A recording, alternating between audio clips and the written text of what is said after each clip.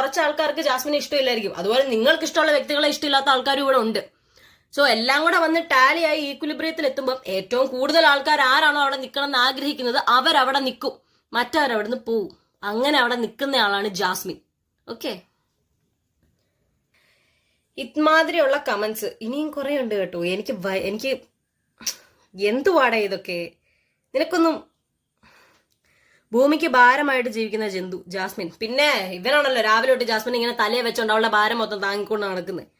It's just എടാ, minimum comment ഇടുമ്പം സ്വന്തമായിട്ടൊരു ഐഡിയ എടുത്തിട്ട് വന്നിട്ട് കമന്റ് ചെയ്യണം. ഏറ്റവും മിനിമം നട്ടല് നിവർത്തി നിന്നിട്ട് ജാസ്മിനെ എനിക്ക് ഇഷ്ടമല്ല എന്ന് പറയാനുള്ള തന്റെ ഇടമെങ്കിലും കാണിക്കണം. എന്നിട്ട് ഡയലോഗ് അടിക്കണം. അല്ലാതെ ആരും കണ്ടുപിടിക്കാൻ തരത്തിലുള്ള ഇറ്റ്സ് ജസ്റ്റ് 777. ആ ഐഡിയയുടെ പേരാ ഇറ്റ്സ് ജസ്റ്റ് 777.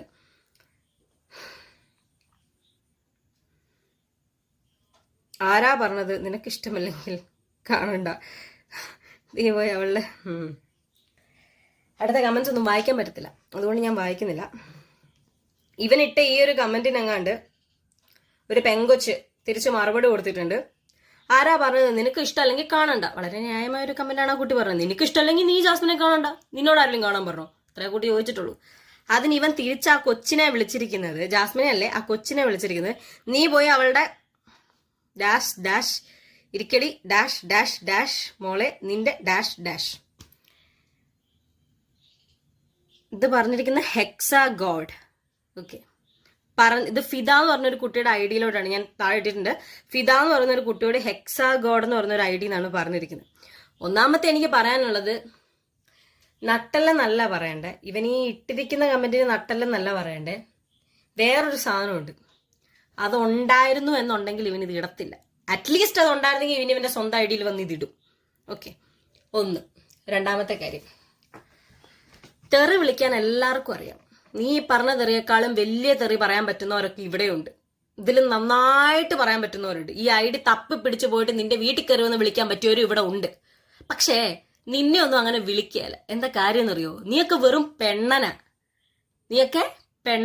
കാരണം നിനക്കൊക്കെ പേടിയാ, സ്വന്തം പേര് പോലും പറയാൻ നിനക്കൊക്കെ പേടിയാ. അങ്ങനെ പേടിയുള്ള രണ്ടും കേട്ടതിൻ്റെ ഒന്നും പുറകെ പോയിട്ട് കാര്യമില്ല. അതുകൊണ്ടാണ് നിന്നെ ഒന്നും പുറകെ വരാത്തത്. നിന്നെ ഒന്നും കണക്കി കൂട്ടിയിട്ടില്ല മോനെ, നിന്നൊന്നും കണക്കി കൂട്ടിയിട്ടില്ല. അതുകൊണ്ട് നീ കൂടുതൽ നീ കിടന്നങ്ങോട്ട് മെഴുകല്ലേ, നീ അടങ്ങ് നീ കേട്ടോ. ഇതൊക്കെ ഏതെങ്കിലും ഫേക്ക് ഐഡിയിൽ ഇവന്മാരൊക്കെ കാണുന്നുണ്ടെന്ന് 100% ഉറപ്പുള്ളതുകൊണ്ട് തന്നെ കേട്ടോ ഈ വീഡിയോ ചെയ്യുന്നത്. അത് മറ്റൊരു സത്യം. കാരണം വേറെ ആരുടെ അപ്ഡേറ്റ്സ് നോക്കിയില്ലെങ്കിലും ജാസ്മിൻ വാര്യരുടെ അപ്ഡേറ്റ്സ് ഇവന്മാരെ നോക്കുന്നുണ്ടെന്നുള്ളത് ഞങ്ങൾക്ക് 100% ഉറപ്പാണ്. അതും കൂടെ പറയണമല്ലോ. അപ്പം ഇത്രയൊക്കെ അല്ല, ഇതിലും കൂടുതലുണ്ട്. പക്ഷെ എല്ലാം കൂടെ പറയാൻ വയ്യ. സോ അടുത്തത് മെയിനായിട്ട് പറയാനുള്ള ഒരു കാര്യം എന്ന് പറയുന്നത് നമ്മുടെ പൂജ കൃഷ്ണ. നമ്മുടെ ബിഗ് ബോസിന്റെ ഫെയിം ആയിരുന്നു, ബിഗ് ബോസ് സീസൺ 6ന്റെ ഫെയിം ആയിരുന്നു. പൂജയ്ക്ക് വന്ന കുറച്ച് സൈബർ ബുള്ളിങ് ഉണ്ട്. ജാസ്മിൻ ജാഫർ ആർമി എന്നുള്ള പേരിൽ വന്ന സൈബർ ബുള്ളിങ് ആണ് കേട്ടോ. പ്രിൻസ് പ്രഞ്ഞാൽ 28 എന്തോന്ന് പേരാണോ, ഇവനാണ് ഈ സാധനം ഇട്ടിരിക്കുന്നത്. ഇവൻ ഇട്ട സാധനം പൂജ സ്റ്റോറി ഇട്ടിട്ടുണ്ടായിരുന്നു, അത് ഞാൻ വായിക്കാം. നിന്റെ കല്യാണം അഖിലുമായാണോ? നമ്മൾ ജാസ്മിൻ ആർമി വിചാരിച്ചാൽ ഇപ്പൊ മുടക്കും. നീ പേടിച്ച് കരഞ്ഞ് ഓടിയത്. വീണ്ടും ഞാൻ നിങ്ങളോട് പറയുന്നു, ഇമാതിരി ഫേക്ക് ഐഡി ഒന്നും ജാസ്മിൻ ആർമി അല്ല. ജാസ്മിൻ ആർമി അങ്ങനെ വിചാരിച്ചു കഴിഞ്ഞാൽ ജാസ്മിൻ ആർമി എന്നല്ല, ഇപ്പം ബാക്കിയുള്ള ഏത് ആർമിക്കാര് വിചാരിച്ചാലും ആര് വിചാരിച്ചാലും ജാസ്മിൻ എന്ന് പറയുന്ന വ്യക്തിയുടെ പേഴ്സണൽ ആയിട്ടുള്ള കാര്യങ്ങൾ തീരുമാനിക്കുന്നത് ജാസ്മിൻ ആണ്. ആര് മുടക്കണം എന്ന് വിചാരിച്ചാലും ആരെടുക്കണം എന്ന് വിചാരിച്ചാലും അത് തീരുമാനിക്കുന്നത് ജാസ്മിൻ ആണ്. എന്ന് പറയുന്നത് പോലെ തന്നെയാണ് പൂജയുടെ കാര്യം. പൂജ വിവാഹം കഴിക്കുന്നതും പൂജ ലൈഫ് ലീഡ് ചെയ്യുന്നതൊക്കെ പൂജയുടെ കാര്യമാണ്, അല്ലാതെ ജാസ്മിൻ ആർമി എന്നല്ല. ആര് വിചാരിച്ചാലും അതിന്റെ അകത്തൊന്നും ആർക്കും ഒന്നും ചെയ്യാനില്ല. ഈ പറയുന്നൊന്നും അത്ര മാന്യതയല്ല. ജാസ്മിന്റെ ആർമി എന്നുള്ള പേരില് ഈ കാര്യങ്ങളൊക്കെ പറഞ്ഞിരിക്കുന്നതും പിടിച്ചിരിക്കുന്നതും ആരാണ്, എന്താണ്, PR എന്താണ്, ആരാണ് ഇതിന്റെ ഇടയ്ക്ക് കളിച്ചതെന്നുള്ള കാര്യങ്ങളൊക്കെ ഫോളോ അപ്പ് വീഡിയോയിൽ വരുന്നുണ്ട്. അതുകൊണ്ട് ഈ വീഡിയോ കാണുന്നവര് അടുത്തടുത്ത ബാക്കപ്പ് ആയിട്ട് വരുന്ന വീഡിയോസ് ഒന്നും കാണാതെ പോരുത്. ഇതിന് എൻഡിൽ നിങ്ങളെല്ലാം ആഗ്രഹിച്ച നല്ലൊരു ക്ലൈമാക്സ് ഉണ്ട്. ഓക്കെ, സോ അതായിരുന്നു ഒരു കമന്റ്. അടുത്ത്, പൊടി ചക്ക പൂജ, നിന്റെ സിബിനെയും നിന്നെയും ബിഗ് ബോസ് വീട്ടിൽ നിന്ന് പുറത്താക്കിയ പോലെ സോഷ്യൽ മീഡിയയിൽ നിന്നും പുറത്താക്കി തരാം നാറികളെ നിന്നെ പോലെ. ഓക്കെ, സോ ഇതിന് ഇങ്ങനെ വല്ലാത്ത രീതിയിൽ പൂജേനെയും അഖിലിനെയും, അതായത് പൂജയുടെ ഫിയാൻസിയാണ്, ഇവരെ രണ്ടുപേരെയും കളിയാക്കിക്കൊണ്ട് കുറെ കമന്റ്സ് ഇട്ടിട്ട്, എല്ലാം ജാസ്മിനെ സപ്പോർട്ട് ചെയ്യുന്ന രീതിയിലുള്ള കമന്റ്സ് ഇട്ടിട്ട് ജാസ്മിൻ ആർമി എന്നുള്ളൊരു പേരിലാണ് കേട്ടോ. ഇതിപ്പോ എനിക്ക് ആദ്യമേ പറയാനുള്ളത് പൂജയുടെ അടുത്ത് തന്നെയാണ്. ചേച്ചി സത്യമായിട്ടും ഇതിന് ജാസ്മിൻ ആർമി ആയിട്ട് ഒരു ബന്ധവുമില്ല.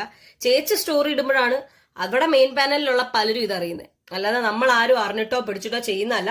ഒന്നാമത്തെ കാര്യം നിങ്ങൾ ആലോചിക്കുക, ജാസ്മിൻ ആർമിയിലുള്ള എല്ലാ വ്യക്തിയും സ്വന്തം ഐഡിയ ആണ് യൂസ് ചെയ്യുന്നത്.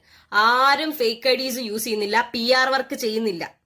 ഓക്കെ, PR വർക്ക് ചെയ്യുന്നുണ്ട് ജാസ്മിന് വേണ്ടി, അത് ഞങ്ങളല്ല ചെയ്യുന്നത്. വേറൊരു വ്യക്തി ജാസ്മിന് വേണ്ടി PR വർക്ക് ചെയ്യുന്നുണ്ട്. പക്ഷെ അത് ജാസ്മിന് വേണ്ടി എന്ന് പറഞ്ഞാൽ ജാസ്മിനെതിരെ. അതിനെപ്പറ്റി ഞങ്ങൾ വരുന്ന വീഡിയോയിൽ പറയുന്നുണ്ട്.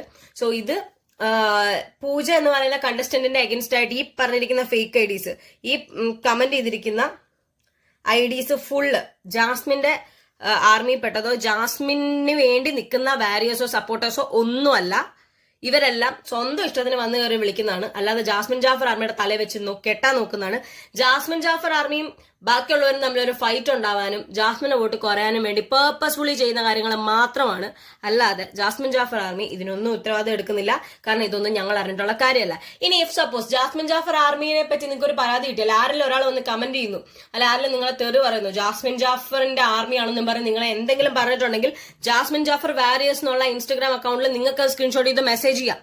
അല്ല നിങ്ങൾക്ക് പറയാം, നിങ്ങൾക്ക് എന്ത് വേണേലും പറയാം, ഞങ്ങൾ അത് പറയുന്നത് കേൾക്കും. ഞങ്ങളുടെ ഭാഗത്താണ് തെറ്റെങ്കിൽ നിങ്ങൾ ആ കാണിച്ചു തരുന്ന ID ഞങ്ങളുടെ കൂട്ടത്തിലുള്ളതല്ലെങ്കിൽ നിങ്ങളോട് ഞങ്ങൾ അപ്പം തന്നെ പറയും. ആ IDക്ക് ഞങ്ങൾ ആൻസർ ചെയ്യും, ഞങ്ങൾ റെസ്പോൺസിബിൾ ആയിട്ട് തന്നെ നിൽക്കും ഞങ്ങളുടെ അടുത്ത് അത് പറഞ്ഞാൽ. ഓക്കെ, സോ അങ്ങനെ ഇനി ഇതുപോലത്തെ ഫേക്ക് ഐഡീസും കാര്യങ്ങളൊക്കെ വന്നിട്ട് ജാസ്മിന്റെ ആർമിയാണെന്ന് പറഞ്ഞ് എവിടെയെങ്കിലും കമന്റ്സും മെസ്സേജസും ഇടുന്നുണ്ടെങ്കിൽ ആ ID ഒന്ന് നോട്ട് ചെയ്ത് അറ്റ്ലീസ്റ്റ് നിങ്ങൾ അത്രയും മോശമായിട്ട് പറഞ്ഞിട്ടുണ്ടെങ്കിൽ ഞങ്ങളെ ഒന്ന് അറിയിക്കാനുള്ള ഒരു സന്മനസ് കാണിക്കുക. ഞങ്ങളുടെ കൂട്ടത്തിലുള്ളതാണെങ്കിൽ അവനെ ഞങ്ങൾ ചവിട്ടി പുറത്താക്കിയിരിക്കും. അങ്ങനെ ഒരു സപ്പോർട്ടറിന്റെ ആവശ്യം ജാസ്മിൻ ഇല്ല ഞങ്ങളുടെ കൂട്ടത്തിലുള്ളതാണെങ്കിൽ.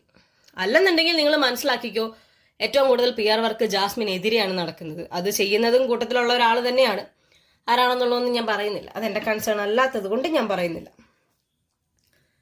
സോ ഇത്രയും കാര്യങ്ങളാണ് അപ്പൊ ഈ ഒരു വീഡിയോയിൽ പറയാനുള്ളത്. സോ ഈ വീഡിയോയിൽ നമ്മൾ മെയിൻ ആയിട്ടും റിയാക്ട് ചെയ്തിരുന്നത് വന്നിരിക്കുന്ന നെഗറ്റീവ് കമന്റ്സ്. അതായത് ജാസ്മിന്റെ ആർമിയാണ്, നമ്മൾ കഴിഞ്ഞ വീഡിയോയിൽ ചെയ്തതിന്റെ കണ്ടിന്യൂഷൻ തന്നെയാണ്. ജാസ്മിന്റെ ആർമിയാണെന്നും പറഞ്ഞ് പല ഐഡീസിൽ, പല ഫേക്ക് ഐഡീസിൽ ചെന്നിട്ട് പലയിടത്തും പോയിട്ടിടുന്ന കമന്റ്സ്, അതിനൊന്നും നമ്മൾ ഉത്തരവാദികളല്ല.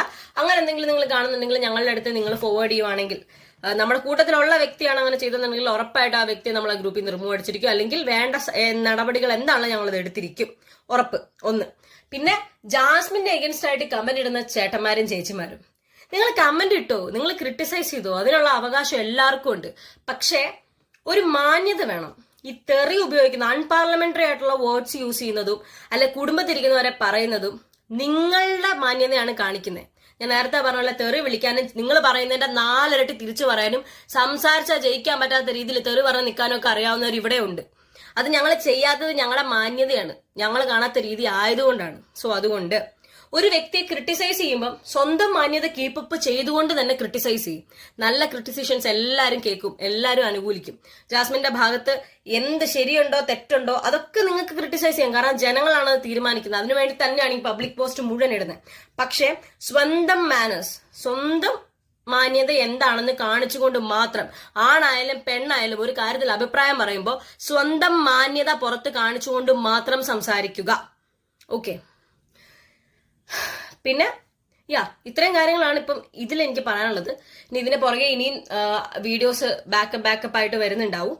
അതെല്ലാം കണ്ടാൽ ആ വീഡിയോസിന്റെ ലാസ്റ്റ് നിങ്ങൾ പ്രതീക്ഷിക്കുന്ന ഒരു ട്വിസ്റ്റ് ഉണ്ടാവും. Okay, thank you.